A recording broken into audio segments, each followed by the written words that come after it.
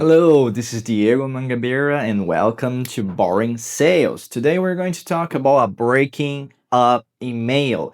When to talk a walk away from a prospect. Don't know about yourself, but there were some opportunities that I needed to send this email just to make sure that either the person would like me to continue following up her or him, or let's break up. We're not going to talk anymore. You're not interested, and that's life. Let's move forward. Okay, let's carry on.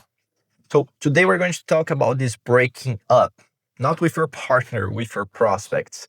When to do it, how to write it, and why a good breakup sometimes bring them back. And I'm saying that out loud because we are not considering this opportunity as a follow-up opportunity.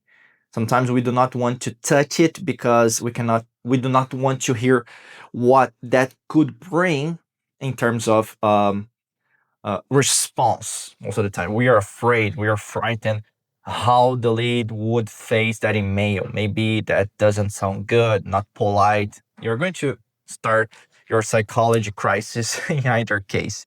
So imagine a case, and this is my case that I'm sharing with you, and a real example with my team. A prospect ghosted a full 6 touch sequence, total silence, and that could happen. I have some clients that only closed after 2 years from now. So it might happen. Sometimes it does happen. I sent a breakup email and the subject line was closing your file after this, no pressure. She replied within 2 hours. That email booked a meeting. That meeting became a 40K contract USD. And the breakup email on this case was not the end of the sequence. Okay. Sometimes it's the best part. And that's why I'm going to reiterate with you why most reps never do it. Okay. First, there are 3 points. The first, fear of confirmation.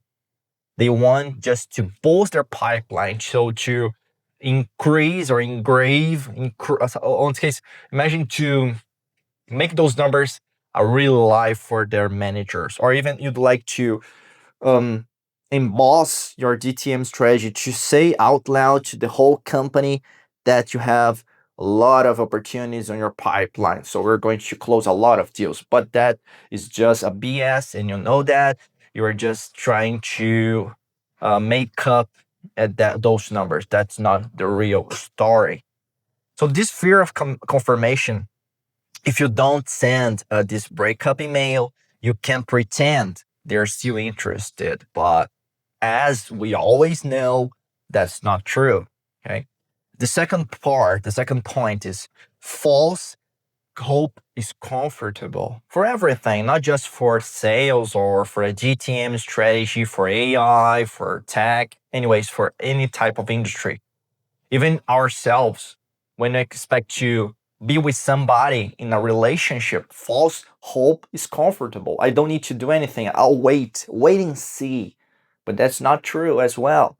But a ghost that costs you follow up time every week is expensive. You do not want to pay attention or to send something, right? Let's leave as it is, right, in my pipeline. The third point that I would like to share with you is clean pipelines require honest closures. That's really important. I'm going to repeat that. Clean pipelines require honest closures. So even when you were the one closing them, probably you were the courageous person on your team that's going to do that, on your company who is going to do that. When to send it? So there's a variable here that we need to understand when. Okay, in the 7 touch sequence, for instance, touch 7, day 30, always you can share with that. You can share that breakup email.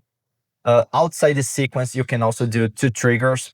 Imagine the prospect untouched for 45 days. Imagine that you have a sequence. Let me just explain really quick.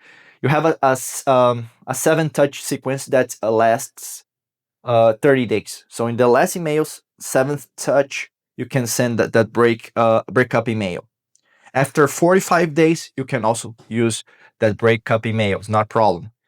You can also try to do that 2 or 3 real follow-ups with zero response, not just automations. You can type. One thing that you could add here or apply here is try to find some examples from their company or even about himself. You can try LinkedIn, for instance, really simple to check. Maybe uh, she was on vacation, he was traveling to Egypt, I don't know, to Italy. You might use that as a way of starting a conversation, a topic, a subject to start a conversation. Whatever works for you, when either is true, send it. Okay, don't let it linger. And how to write that email. So there are 3 components I'm going to share really quick, and I even going to share with you a full example that you might just copy and paste for your own business. Okay, the first component is acknowledge. Okay, acknowledge that. Mention you've reached out a few times. That's sometimes we do not like to be honest. We prefer to be what can I say that hypocrite. Okay, hypocrite. We don't want to share that. Okay, and there's no problem here. There's no guilt tripping. So I've reached out a couple of times. I don't want to keep interrupting. That's something that needs to be uh, shared, but at the same time, the other person needs to understand, and that's okay. Okay, that's okay for you to write. There's no problem having you doing that.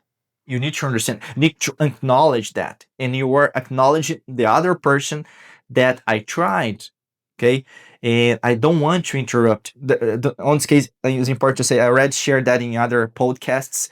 Do not ask for forgiveness. Sometimes, sorry to bother you. Forget that. Okay.